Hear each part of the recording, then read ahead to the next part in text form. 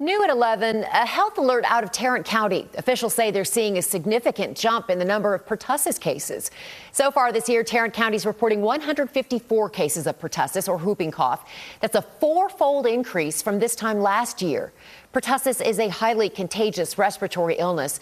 It starts with symptoms like a fever or runny nose, but it can lead to severe coughing fits that can go on for weeks or even months. Infants are most at risk, but experts say you can protect your family by getting everyone vaccinated.